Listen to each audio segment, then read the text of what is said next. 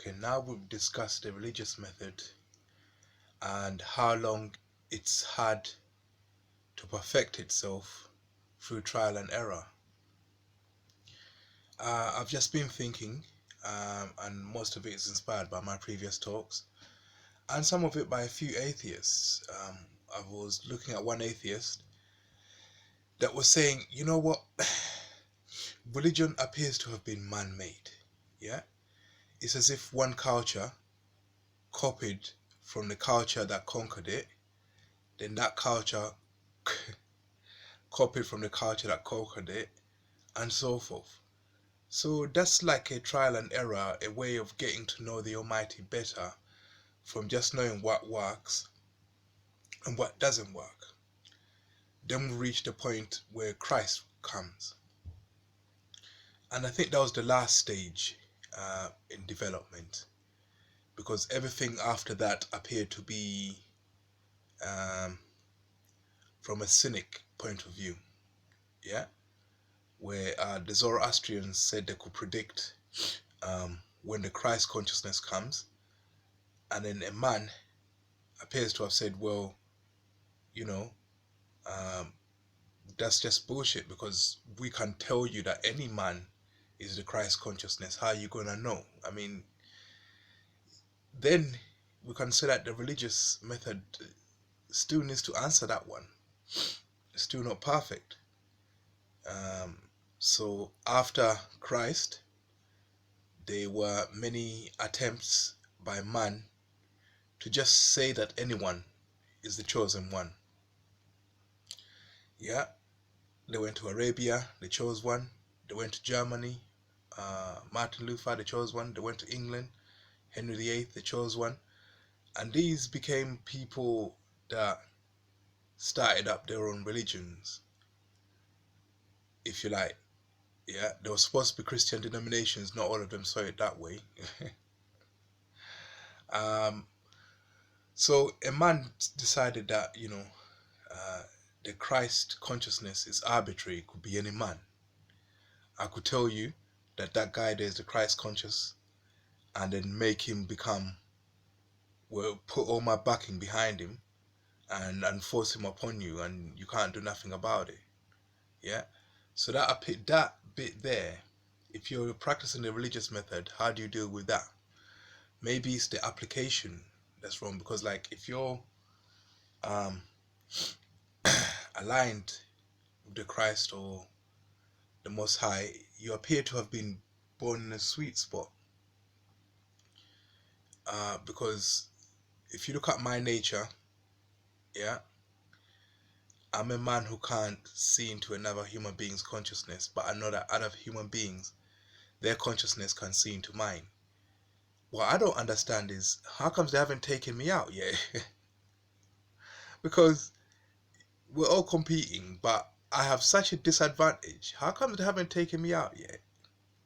Yeah, you think, yeah, because um, when you have this kind of cynic in society, you always have other men wishing to take what you have, wishing to be what you are, um, and the women that back them, and again, we're back to that where somebody can say, like if you're running 100 meters race, they can look at the favorite, um, they can sabotage him in some way just to make someone win. Somebody can just set up, obviously, I haven't won anything material in terms of wealth and marital bliss, if you like.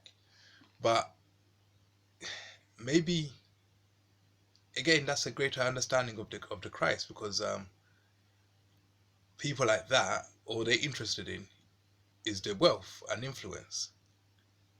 Yeah, in Arabia, same thing. The man got wealth and influence. I don't know if Martin Luther King, but I know definitely that Henry VIII did. He already had it. He didn't need anybody to tell him that is some kind of chosen one to have his wealth and influence. He already had that. He won it in battle. Yeah. So, um, but when you'd have no desire for wealth, influence, then yeah, well, that's it. They generally leave you alone because all they're interested in is wealth, influence. Yeah. If you have a woman, then that's a reason. If you have money, that's a reason. So I've been in a situation where,